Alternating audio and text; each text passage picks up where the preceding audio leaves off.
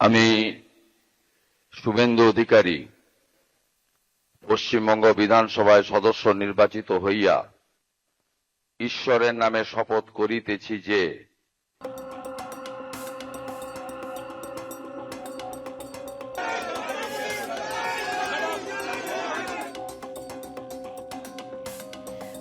বাংলায় বিজেপি সরকার ইতিমধ্যেই ক্ষমতায় এসেছে। সরকার গঠনের প্রথম সপ্তাহেই একাধিক সিদ্ধান্ত নিয়ে রাজনৈতিক মহলে চর্চার কেন্দ্রবিন্দুতে উঠে এসেছে নতুন প্রশাসন। সীমান্ত এলাকায় বিএসএফকে জমি হস্তান্তর থেকে শুরু করে একেবারে কেন্দ্রীয় ন্যায় সংহিতা আইন রাজ্যে কার্যকর করার উদ্যোগ। এই প্রথম বৈঠকেই একাধিক গুরুত্বপূর্ণ বিষয় ঘোষণা করেছেন মুখ্যমন্ত্রী শুভেন্দু অধিকারী। তবে রাজনৈতিক বিশ্লেষকদের একাংশের মতে শুধুমাত্র চটকদার সিদ্ধান্ত বা ভাতা নির্ভর রাজনীতি নিয়ে বা রাজনীতি দিয়ে দীর্ঘদিন জনসমর্থন ধরে রাখা কিন্তু একেবারেই সম্ভব নয়।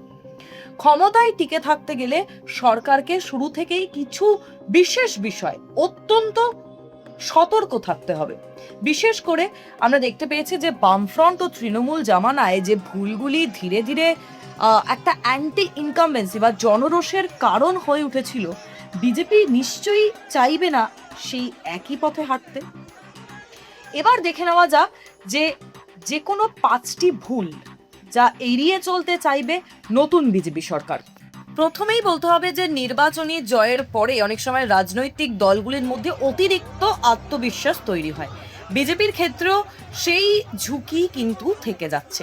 শুধুমাত্র শক্তিশালী সংগঠন বা মোদি ম্যাজিকের উপরে নির্ভর না করে নিয়মিত জনসংযোগ এবং মাঠে নেমে মানুষের আসল সমস্যার কথা শোনা এবং সক্রিয়ভাবে সেগুলো শুনে সেগুলোর বিষয়ে স্টেপ নেওয়া, এটা হচ্ছে সব থেকে বেশি জরুরি। দ্বিতীয় হচ্ছে যে পশ্চিমবঙ্গের রাজনীতিতে ভাষা, সংস্কৃতি এবং আঞ্চলিক আবেগ অত্যন্ত গুরুত্বপূর্ণ বিষয়। শুধুমাত্র কেন্দ্রীয় ইস্যুকে সামনে রেখে রাজ্যের মানুষের মন জয় করা কিন্তু একেবারে সহজ ব্যাপার নয়। স্থানীয় সমস্যা, সংস্কৃতি এবং রাজ্যের নিজস্ব রাজনৈতিক যে মানসিকতা, সেই মানসিকতাকে গুরুত্ব না দিলে আবারও অ্যান্টি ইনকামবেন্সি তৈরি হবে। তৃতীয় যে বিষয়টা তা হলো কেন্দ্রীয় কোনো আইন বা প্রকল্প রাজ্যে কার্যকর করার আগে মানুষের প্রতিক্রিয়া বাস্তবটাও বিবেচনা করা প্রয়োজন। বিশেষ করে ধরুন কৃষক বা শ্রমজীবী বা সাধারণ মানুষের স্বার্থ বিরোধী কোনো নীতি চিহ্নিত যদি হয়, সেক্ষেত্রে তা রাজনৈতিকভাবে বড় ক্ষতির কারণ হতে পারে। তাই দ্রুত সিদ্ধান্তের বদলে জনমত ও দীর্ঘমেয়াদী প্রভাব বিবেচনায় রাখা অত্যন্ত জরুরি।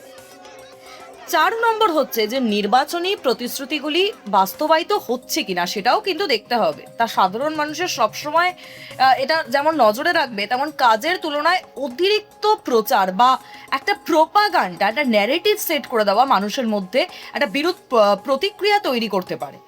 উন্নয়নমূলক কাজের স্বচ্ছ তথ্য তুলে ধরা যেমন জরুরি, তেমন ব্যর্থতা আড়াল করার প্রবণতা থেকেও দূরে থাকা উচিত বা দূরে থাকতে হবে বর্তমান সরকারকে। এবং 5 নম্বর যেটা তা হলো সরকার পরিচালনায় প্রশাসনিক দক্ষতা সবচেয়ে বড় পরীক্ষা হতে চলেছে বিজেপির কাছে। বিজেপির এই যে বিরোধীরা, তারা সামান্য ইস্যুতেও আন্দোলনে নামতে কিন্তু একেবারে প্রস্তুত থাকবে। তার ছবি কিন্তু আমরা দিনের পর দিন দেখতে পাচ্ছি এই সবেমাত্র সরকার গঠনে আসলে, এবং অতীতে বিভিন্ন বিতর্কিত ঘটনা যেভাবে জনরোষ তৈরি করেছিল তা মাথায় রেখে কিন্তু আইন শৃঙ্খলা বা প্রশাসনিক স্বচ্ছতা বজায় রাখা নতুন সরকারের কাছে, তার বর্তমান বিজেপি সরকারের কাছে অত্যন্ত গুরুত্বপূর্ণ হবে।